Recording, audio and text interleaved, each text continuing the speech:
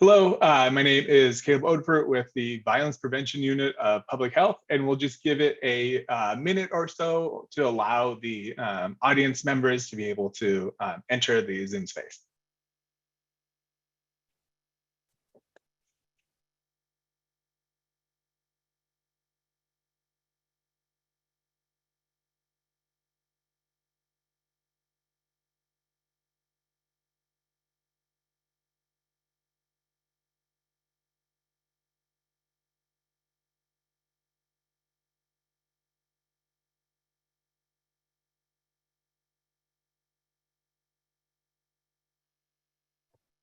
So again, my name is Caleb Odver. I am the Crime Reduction Community Development Specialist with Public Health's Violence Prevention Unit.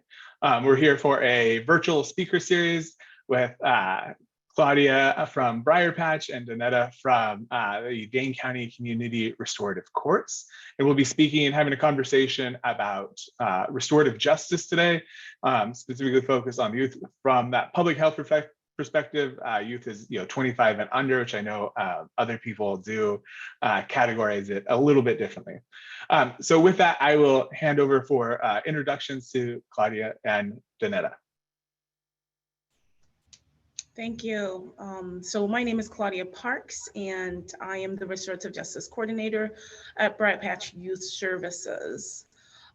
So our program offers an alternative to the traditional juvenile justice system by providing eligible youth an opportunity to receive an individual tailored restorative justice agreement in lieu of courts fees and also records involvement with through the municipal courts systems.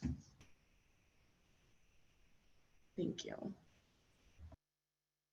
Good afternoon, everyone. My name is Donetta Fox, and I am the program leader for Community Restorative Court, Dane County Community Restorative Court. And our program is similar to the Briarpatch, only we take 17 to 25-year-olds.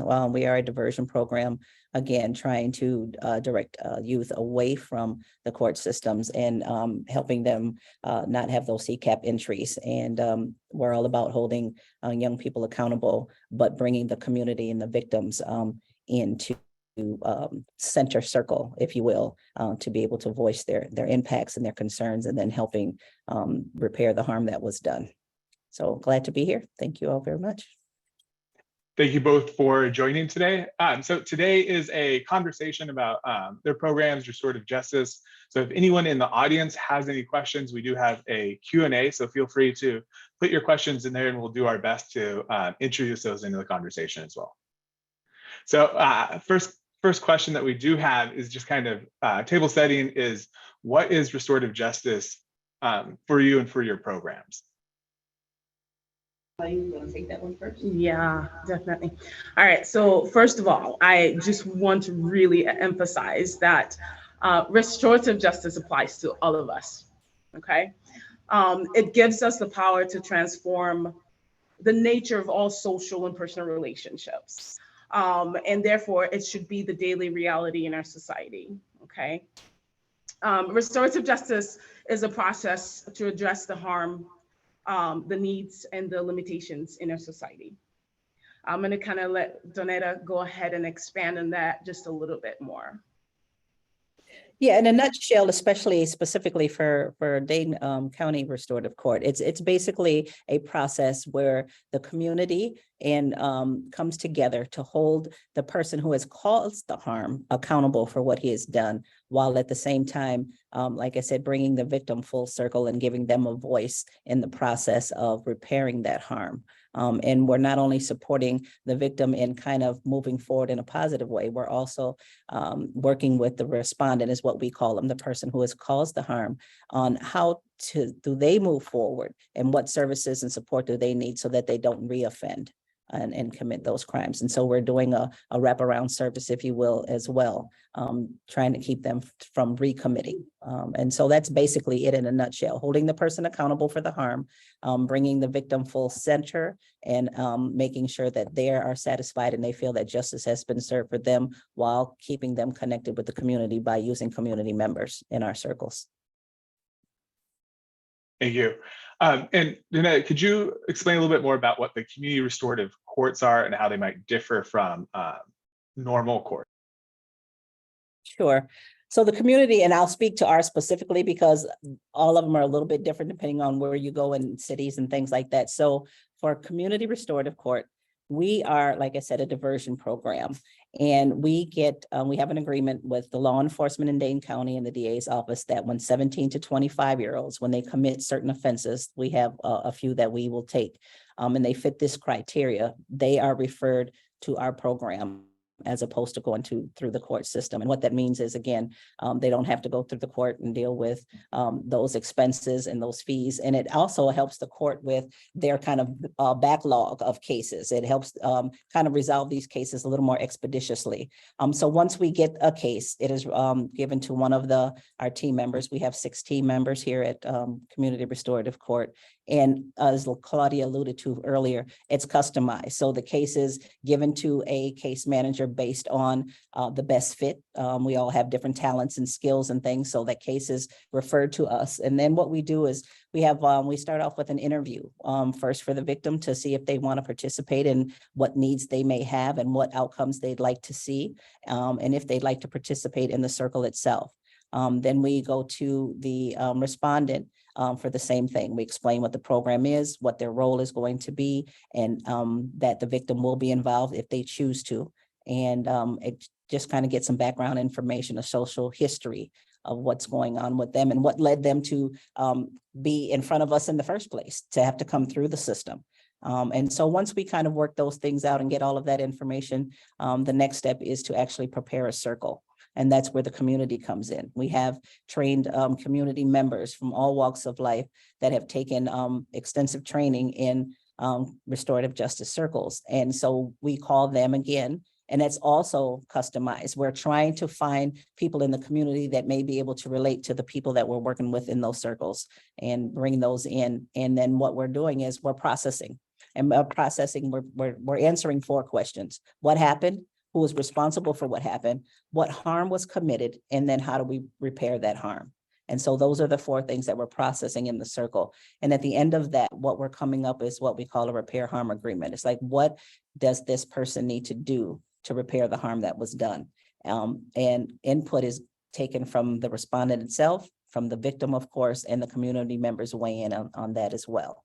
And once that repair harm obligation is met, the case is dismissed. And that's how we, in a nutshell, how our process works. And when you mention community members, is it open to anyone in the community, or is it only those that have been trained or directly harmed? Can people that were, for example, if there was a gunshot and people just got trauma from the gunshot, would they be able to join those circles? Basically, the people from the community that we use that are called peacemakers, they have to go through the training. So yes, but victims and maybe family members of the victims are obviously invited and welcome to those circles. Yes, but to facilitate and help repair those harm, you have to go through the training. Okay, that makes sense. Thank you. Yeah. And then Claudia, how does your program work? So our program is similar to CRC. We receive referrals from a local law enforcement and a local municipal courts for violations such as retail theft, damage to property, disorderly conduct.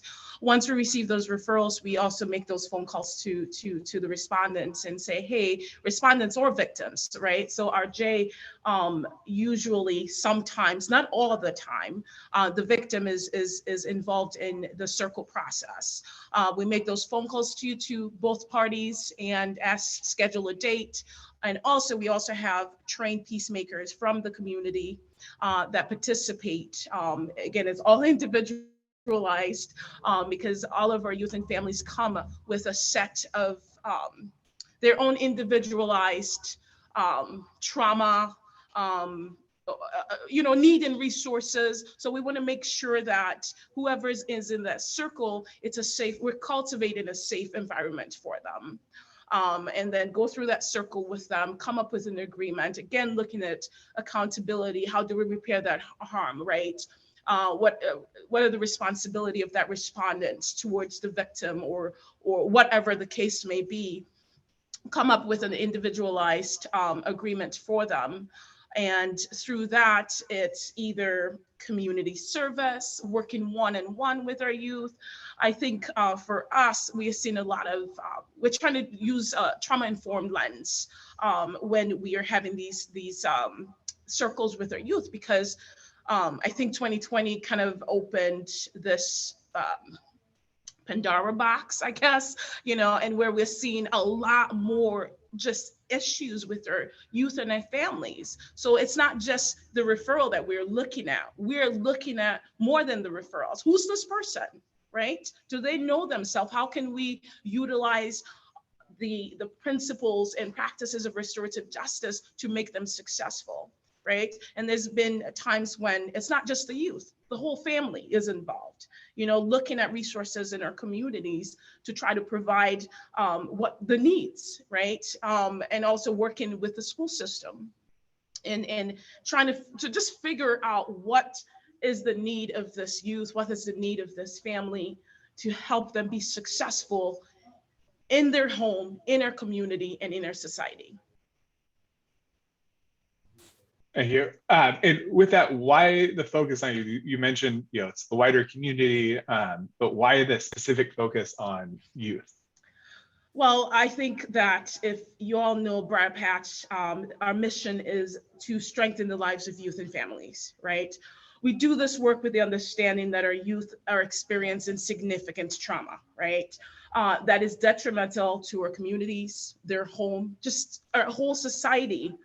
So our responsibility is to educate, to provide mentorship, promote mental health supports, promotes positive and family environments for them, and also to address the social issues we all know it's excessively affecting our kids. So that's why we focus on our youth. And alternatively, Donetta, why 17 to 25 and not younger, not older? So in our specific program here at CRC, we were created out of the 2013 Race to Equity report, and we were seeing the disparities in Dane County when it comes to the criminal justice system with young people 17 to 25. And that age group, and studies have also shown and research that critical thinking and that frontal brain has not developed until about the age of 25. And so most of the cases that we get are 17 to 18-year-olds. So who needs a second chance, right? Other than our 17 and 18-year-olds that are making these mistakes. And again, we realize that you're more than just the mistake that you made or the crime or the offense that you committed. Who are you as a person? Where are you trying to go? What are your goals? And how can we help you move in that direction so that you don't continue to reoffend? And so working with that age group, I think they're ripe for wanting to change and wanting to get those supports. And so if we can put those supports in place, we feel that's a critical time for us to be able to do that. So what, you mentioned that the mistakes or the harms, what offenses or harms are eligible for restorative justice, as well as can you currently meet the needs for the number of youth who are eligible for each of your programs? Or do some youth end up entering the usual court system just because of restorative justice programs, either with you or your partners in the community are all full? I'll start with CRC first. The types of offenses that we currently take: battery, disorderly conduct, obstructing and resisting, theft, criminal damage to property. Now, we have expanded a little bit. The DA's office can refer any case they deem necessary. And so we have gotten some cases, especially in the last year or so, that are outside this parameters that I just mentioned here. We have had cases that have some racial overtones. We've had some other disputes in the community regarding disorderly conduct type things, but on a higher scale. And so the DA, whatever they deem that is appropriate for CRC, we have taken those. We also have started to take on some post-charge cases. Normally in the beginning, we were just pre-charge cases, but again, they see the success in the work that we're doing. And so they're expanding what we're getting as far as referrals now. What was the other part of the question? I'm sorry, Kayla. Other part of the question was, are you able to currently meet the needs for the number of youth who are eligible, or some of them being made to enter usual court systems because either you or your partner's restorative justice programs are full?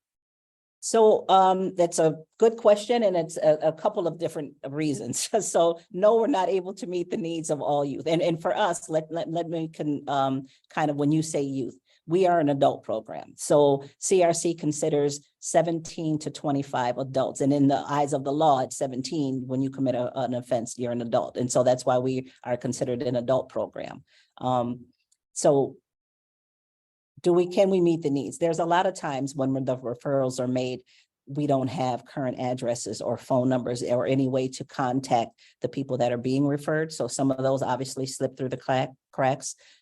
In the law enforcement in Dane County, not a lot of agencies even may not know about the program yet and are not referring all of the respondents that could be coming our way or people that are eligible. So they're just kind of slipping through the cracks in that way, not knowing that the program exists and what it offers.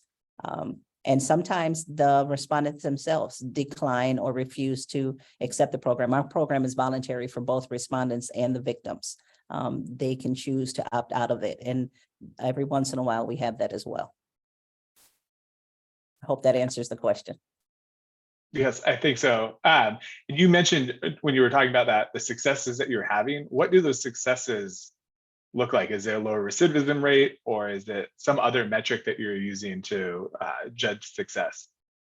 So how we judge success, we don't currently have the resources, the manpower to collect that data. We're still a fairly new program. We've only been in operation about 5 years.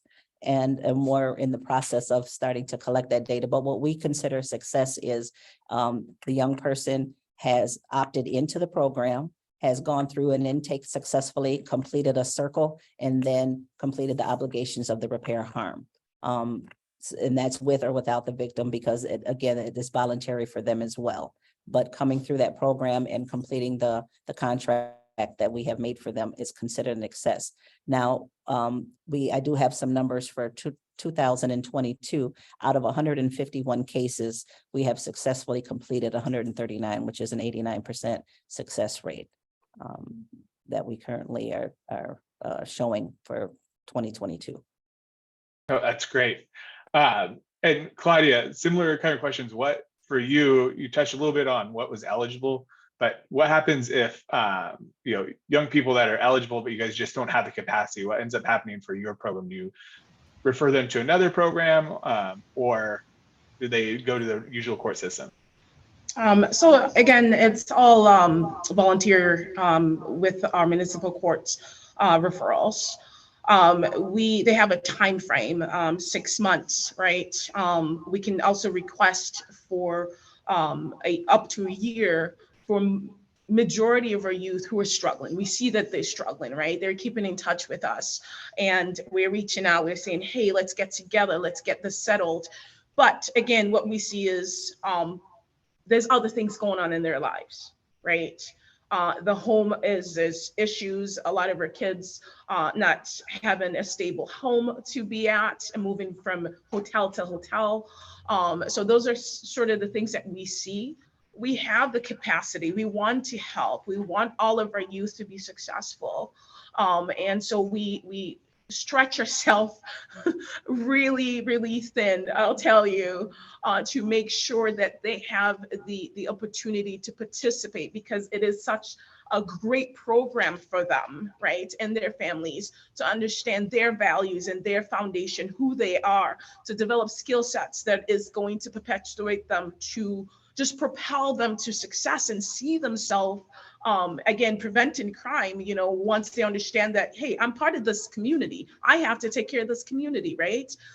They're going to be more willing to do the things that is right for themselves, their family, their homes, and the community that we live in.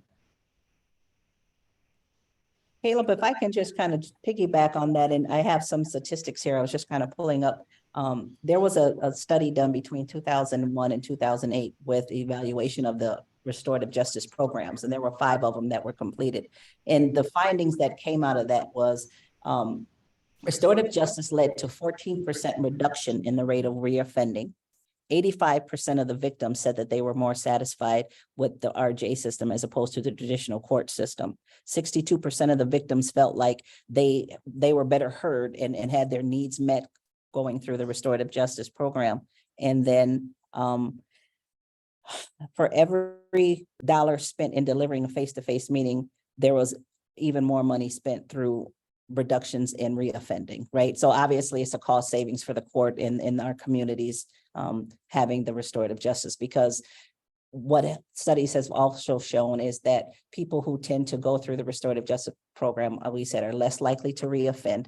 If they reoffend, the severity is less, and it takes a longer time for them to reoffend. That's what studies have also shown. And so that's why we feel it's a success. Another piece of what I consider success is when you hear the stories of the victims after the circles have been completed and how they feel and how they're able to move on now and not have these lingering questions in their mind.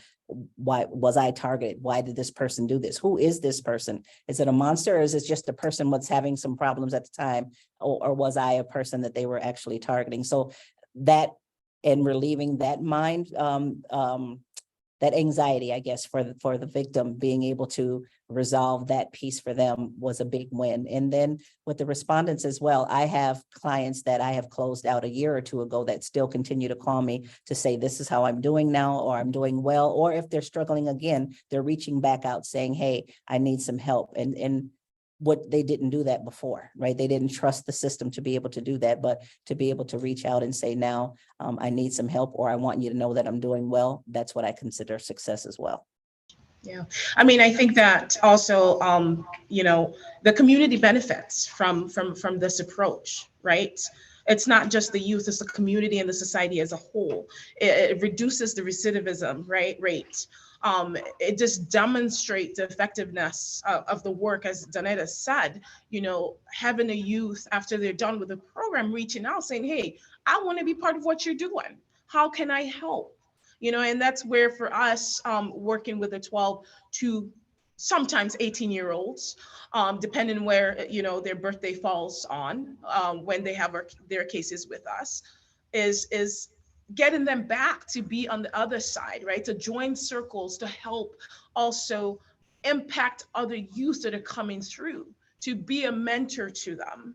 This is the work of the process and the approach of restorative justice everyday lifestyle. So a couple questions. First, do respondents need to acknowledge their role in the crime in order to be accepted in the program, or can they maintain their innocence and be accepted in the program? I'll take that one first. In order to be accepted into the program, the respondent has to take responsibility and accountability for their actions. And if they say, well, I didn't do it, and they want to maintain their innocence,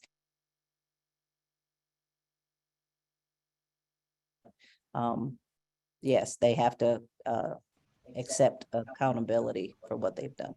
Yeah, and just to kind of add to that, there's a trickle-down effect of everything that we do, right? And I think the fact that we work with youth, teaching them, there's a ripple effect of our actions, right, to each other is important. And understanding, yeah, I might have done this, but not intentionally. But yes, but there's harm done, right? So the circle process is the most powerful process that I have seen, where I've been in circles. It takes 2 to 3 hours with the victim and the respondent. And at the end, everyone is crying. Everyone is just having empathy for each other, hugging each other at the end of it. And that's what we want to see. So with that, and this might be a little bit of a leading question, but it seems there's a lot of community building, like at the core of this is also a community building aspect. I'm just wondering, what is kind of the ideal state? Is it that community building, or is there some other sort of, ideally you would never need restorative justice because everybody was, treating each other great.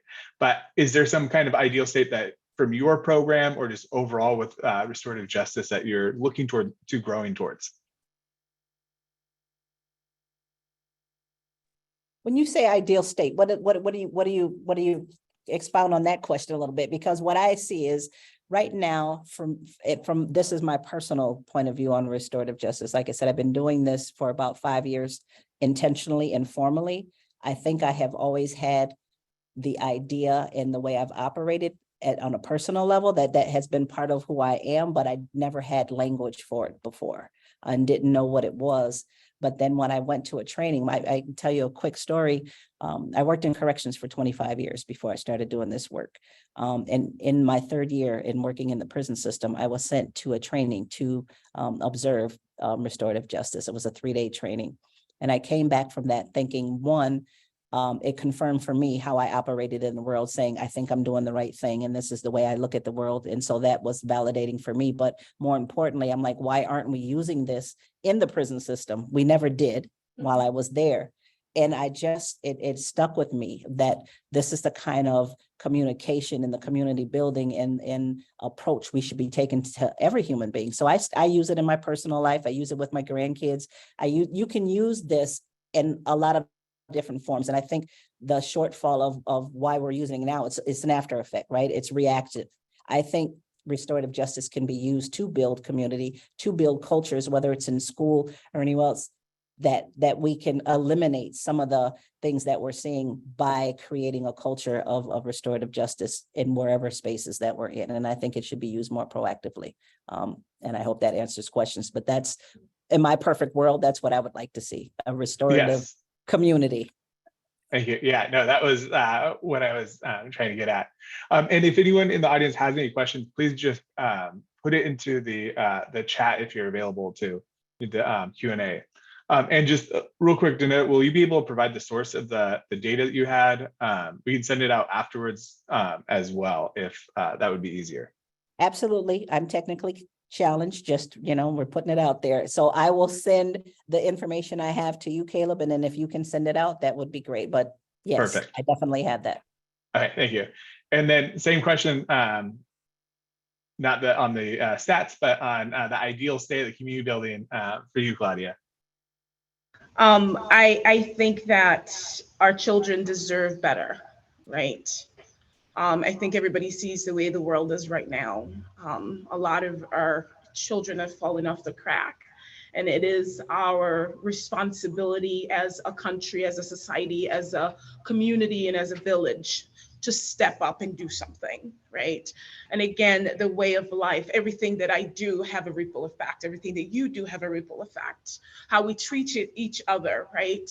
How we interact with each other. We see what is going on in our schools. Our kids don't have the ability to resolve conflicts, right? They don't know what that looks like. So we have to step up and provide a process that works and teach our children in our schools, in our community, at the park, wherever it is, ways to deal with issues differently. That's what I want to see. That's my ideal approach for restorative justice in our whole country, right? From the criminal justice system all the way down, right? In our schools, in our offices, in our homes. Restorative justice, I feel like positively looks at crime vindictively, right?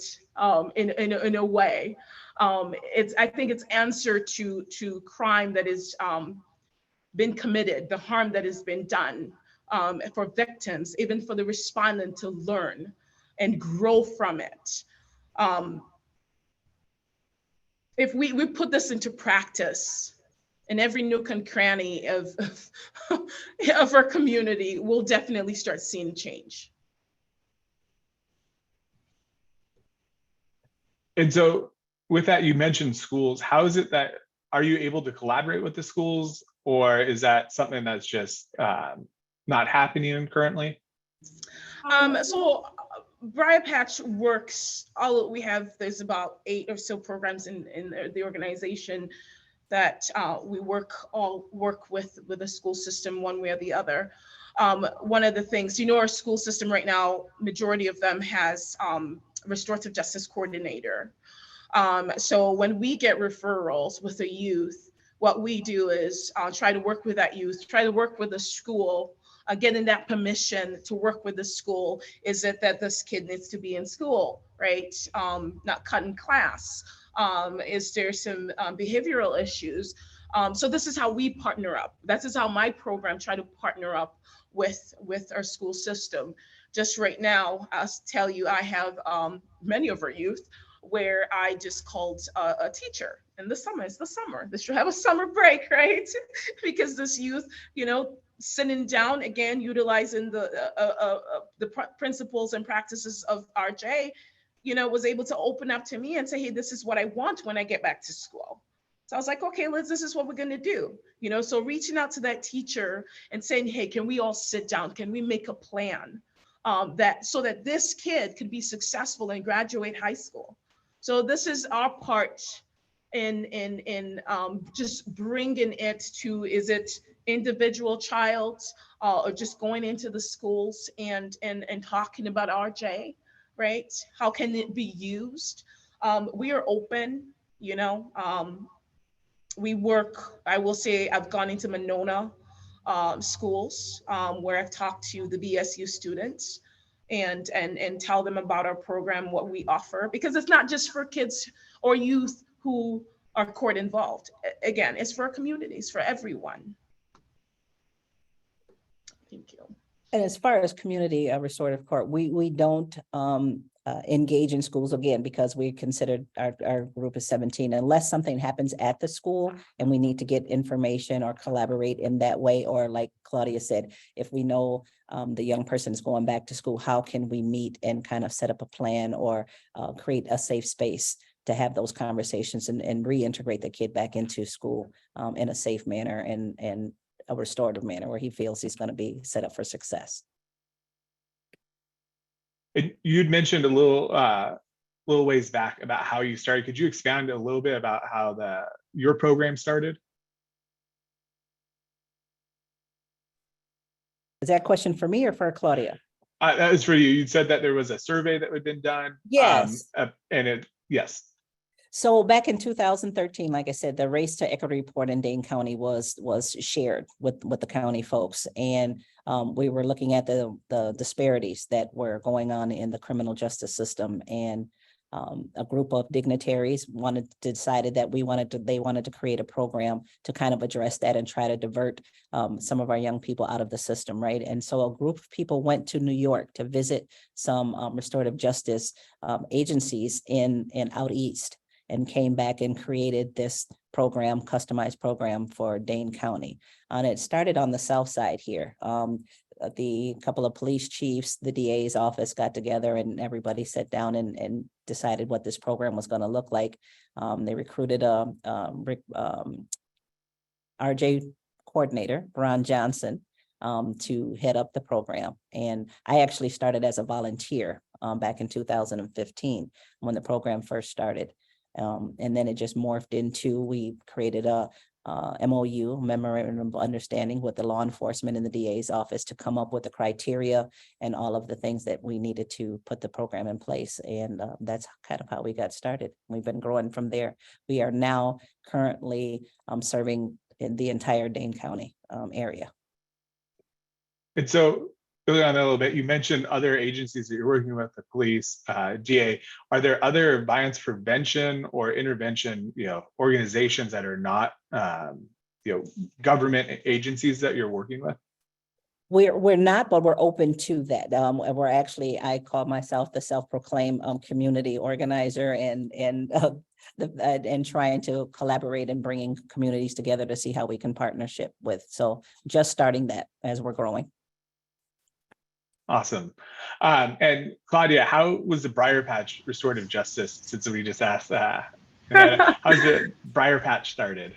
Oh Restorative my, Justice Circle. so our program, oh my goodness. So our history is started back in 1978 as our Community Adolescence Program, CAP.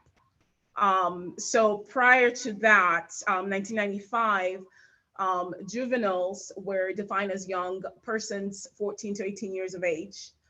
Anyone under 14 would be a CPS or JIPS case rather than a juvenile justice case. So CAP was involved. And so it's a long history. However, 1999-2000, we started the CAP program started teen court program, right? So from there, it morphed into peer courts, which is more, instead of a circle process, we have youth who were sort of the jury and the judge in a space outside of the court system. And then the sort of development and changes to restorative justice started back in 2015, 2016. And then 2020, we decided it's not peer court any longer, it is restorative justice program. And so similar question as well around who you work with. I know you mentioned like you get referrals, you work with the schools. Are there other organizations? I know there's lots of other organizations also working on restorative justice.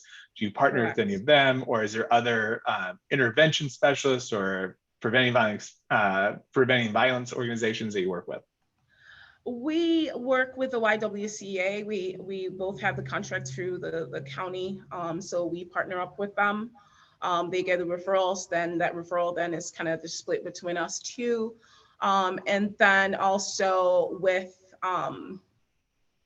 just recently, last year or so, we started our innovation grants program, working with the Department of Children and Families, basically a diversion or focus on prevention for certain state charges that are sent to us as sort of a DPA completion with our program. So where do you also then see restorative justice in terms of the overall violence prevention, intervention, reaction, that whole chain of events? I can start with that one. As I said before, I think it should be used as a preventative measure, as building culture. When you're having conflicts in the community, whether it's families that are not getting along or landlords and their tenants not getting along, things of that nature, to be able to bring this restorative conversation and to be able to resolve some conflict before police involvement, right? That to me is the idea, that we can start these and have these conversations before they get out of hand and need some intervention by law enforcement at all, would be my wish, I guess. The other thing is just, I see it in the schools a lot. Again, another story here. I'm the storyteller. So being in corrections for 25 years and dealing with, I worked in an all adult male institution for 25 years. And when I started to consciously and intentionally put those practices into place, when I'm working with those incarcerated people, I can see that I got different outcomes than my counterparts working with them, as far as being cooperative, of following the rules while in the prison, being able to accept constructive criticism or discipline when it was needed, because that relationship had been built and that trust had been built, knowing that I'm looking out for you as a person and I still see you as that human being, but you know you have to take accountability for what you've done. They're better able to accept it, or we're better able to accept that. And so just the feedback and the cooperation that I got confirmed again for me that this works. And so then testing it out again, like Claudia said, with family members and in my jobs, when you have to have difficult conversations, if you've built those relationships and that trust and that humanity piece up front, it's easier to have those conversations. It's easier to deal with conflict and to, I don't like to say hand out discipline or punishment because we talk about it in a different way, right? It's educational. We want you to have a moment of education to see what you've done and why it's harmful. And it's not punishment, it's education, right? It's learning from it. And again, we all have made mistakes. We all have done things that we're not proud of, and we all would like a second chance or people to understand why we did what we did, but we're not the worst of what that one thing was. And so just coming and approaching a situation, saying, I know you're not this one thing, changes the whole game of how that interaction starts to begin with. Yep, definitely. I think one of the things that I want to make people understand is that restorative justice is not a get out of jail card. That's not what it is, right? Because it involves an individual to understand, again, the harm done, the accountability. It's a whole mindset change, right? Utilizing restorative justice as an approach to focus on the needs of the victim, to focus on the needs of the respondent will and can prevent violence in our community. I believe in that. Instead of always focusing on the legal and punishment of respondents, and not, we're built on relationships.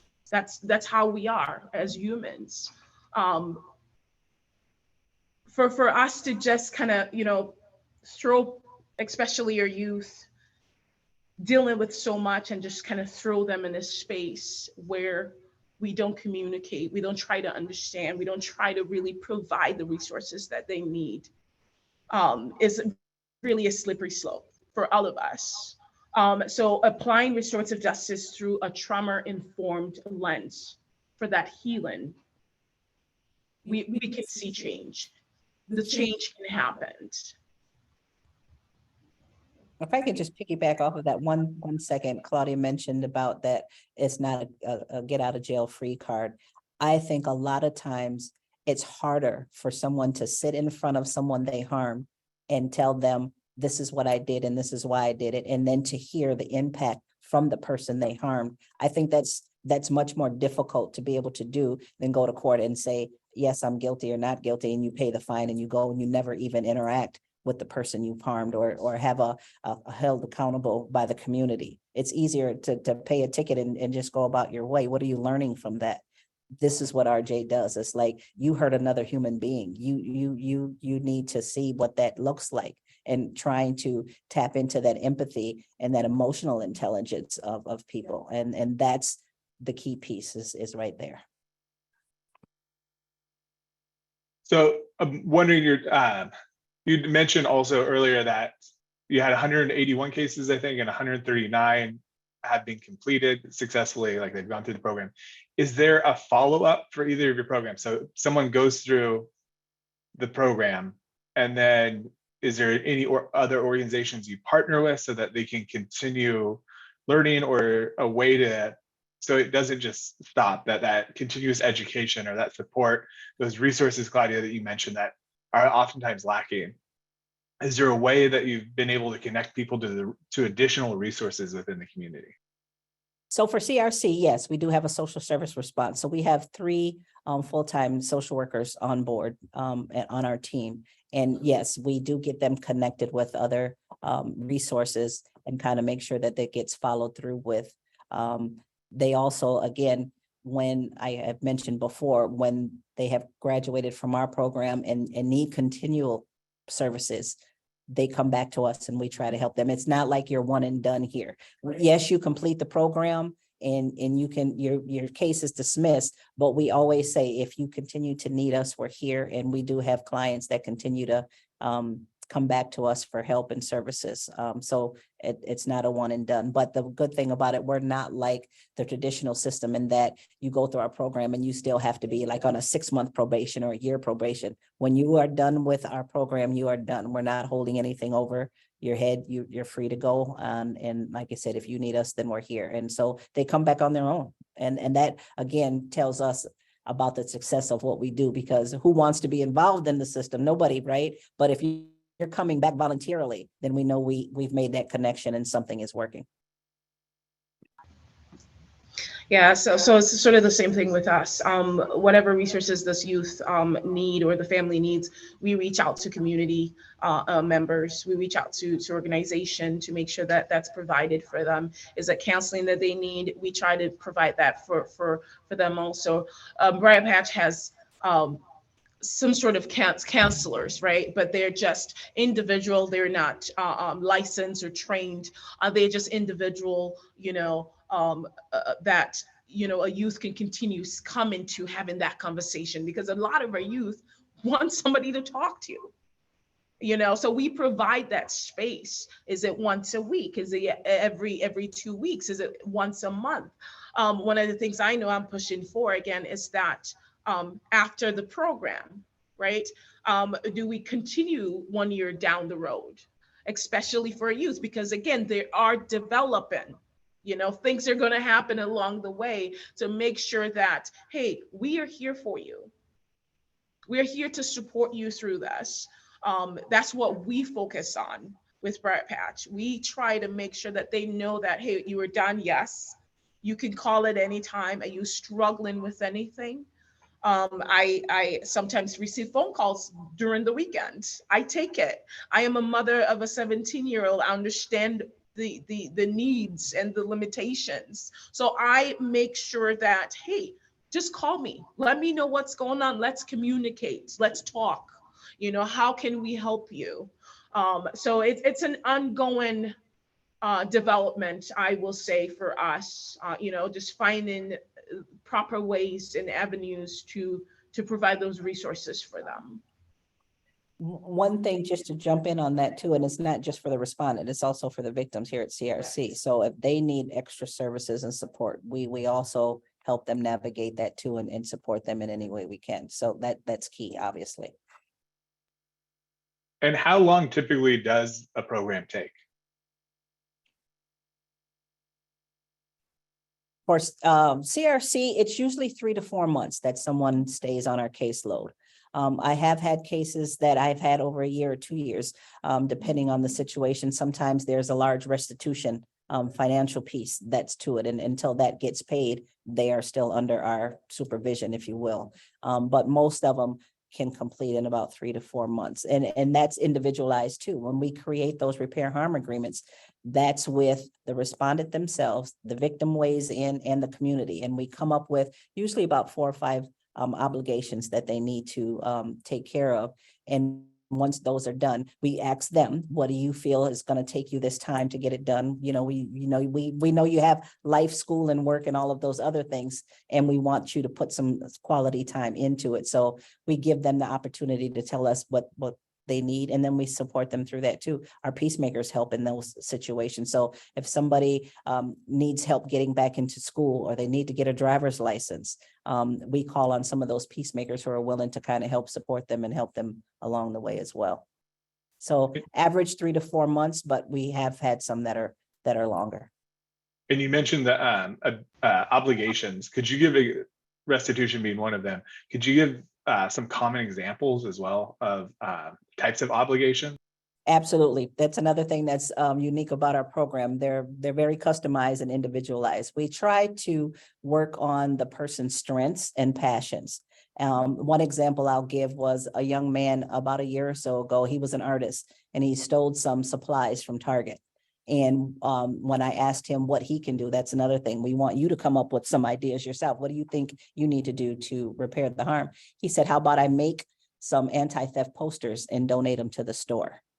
And so we thought that was a great idea. And so we did that. But we have people who are into poetry or music. And how can we relate that to you giving back or reflecting on what happened. So writing a poem about what you did and what you've learned, right? Or putting that to music. We've had young people create PSAs because they're into videos and all of that kind of stuff on what not to do in a certain situation. So there can be all kinds of things, interviews, reflective papers, community service, but it's all individualized to that person and what makes sense for them.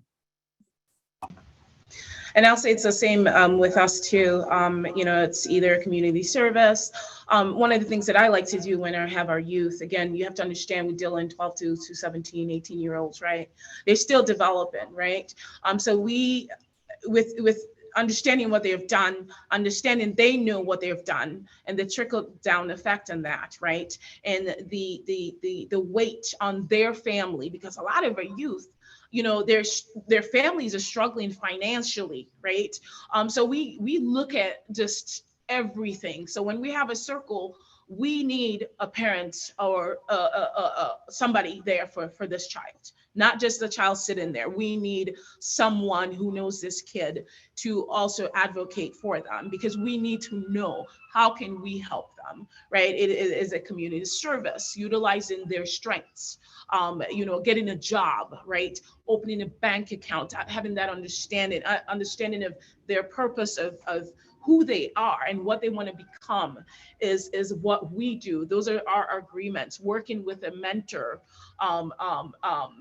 is it monthly, is it weekly? Just coming to Briarpatch, creating about last year what I did with the pandemic, and just seeing our kids just feeling down. And I feel like they're carrying the weight of their families. A lot of these kids, they're taking care of themselves, right? It's survival of the fittest when you get to school. And this is why we see what we see every single day. So teaching these kids and giving them the skills for socialization is very important. Sorry, I get very emotional. No, when no, it comes to our kids. That's great. One more question about just how can someone get involved? You've mentioned that the peacemakers and that there's training. Is it something that just anybody in the community, or are there specific people with specific experience? How is it for each of you that people are able to get involved with the program? I can answer that for you, Caleb, but Melinda had her hand up, if that's okay, if I can. Yeah. If she question first. Actually, you can answer this first because you might be answering it in your answer. Great. So how can you get involved? So with Community Restorative Court, CRC, we have an application process. We do training a couple times a year. We're in the process of putting something together this year. We usually do 4 trainings a year, but due to the pandemic, we've kind of scaled down a little bit. To date, we have over 230 peacemakers right now, but anyone is welcome and can join. So we have people from all walks of life. Like I said, we have retired teachers, we have lawyers, we have just like stay-at-home moms, just anybody and everybody who's interested in this work and is willing to go through a 16-hour training is welcome. If anybody's interested, Caleb, they can get a hold of you, or you can give out my email. I have brochures and applications for peacemakers for people who might be interested. So we're trying to catch up to CRC peacemakers. Okay, we need peacemakers. So if you want to participate, we need you guys. Our youth need the community members to sit in. We also do our trainings. You can definitely reach out to Briarpatch, ask for the Restorative Justice Program, and you can be directed to one of us there. And there's also a application process that we do. So the need, we need you all. So if you are interested, just reach out. So what I wanted to ask about, and this is you, Claudia, is the Restorative Justice Youth Summit coming up. Wanted to know if you wanted to make a little plug for that. It looks like the last day of registration is tomorrow. So just wanted to give you an Oh my opportunity goodness. Off guard there. Yes, so I'm in part of the Restorative Justice Summit committee, and we are having our yearly summit coming up here, July, oh goodness, 27th or 29th. So if you go onto their website, you're able to see we have a speaker coming up. Ty Triblett from Milwaukee, he's awesome. And it's both for youth and folks that are doing this work, working with youth and families. So y'all are invited. Caleb, I'll make sure to send that information to you so that you could kind of disperse that out for me. Sounds good. Thank you. And that actually was a little bit of my last question as we're almost done with the time. If there was anything else that you wanted to let people know about your program, such as the summit or restorative justice, kind of last thoughts. For me, I would say, like I said, this is kind of part of who I am. It's not what I do anymore, restorative justice. It's just the way I kind to interact in the world. Restorative justice has been, I don't know, a godsend for me. I also want to point out that all restorative justice is not the same. You're going to go in different spaces, different places. A lot of it, to me, still looks like that punishment feel and that traditional way of dealing with conflict. We truly try to take that in an opposite direction and build and realize that it's a human relationships we're trying to build and work on. So when I guess you have to experience restorative justice in order to really get an understanding of it. And I tell people, if you have an opportunity to sit in several circles or different circles, to do that, because they all are different and not all of them are equal. So just be mindful of that. I think sometimes people might have one experience of restorative justice and then they have a different one. I'm like, well, that's not what I experienced over here. And their philosophy may not line up with what they're actual practicing. So just be mindful of that. There's good and different in every space. So I guess that's what I would say about RJ. For me, my passion and what I give to the world is to work with our youth, right? This is why I do this work. And my goal is to equip our children to become successful for themselves, their families, and the whole society, because they're our future. So I again, utilize the restorative justice approach for me. And as Donetta said, it's a daily thing. It's a way of life. So look into it, be part of it, and let's start to cultivate this kind of process in everything that we do for this change that we're all seeking in our community and our children. Well, thank you both. And there it's the end of the session. Really appreciate both of you being able to join today and share the space and be able to talk about restorative justice and your program and all the great work that you're doing within the community. For those on the call, we will be sending this session has been recorded and will be on the public health website in the next few days. Once it is available, I'll be following up with everyone, just to email out to everyone, and we'll have included the source of those stats that were provided, a little bit about how you can participate, how you can join, become a peacemaker, as well as the upcoming youth summit. Yes, definitely. Thank you so much. Thanks Caleb, for having us. Yes, thank you for having us. I'm always happy to talk about RJ. And Caleb, we also have a brochure that I will send you electronically that describes our program a little bit more and what we're about. And you can have that for dissemination as well. Okay, fantastic. Thank you. Thank you all. Thank you.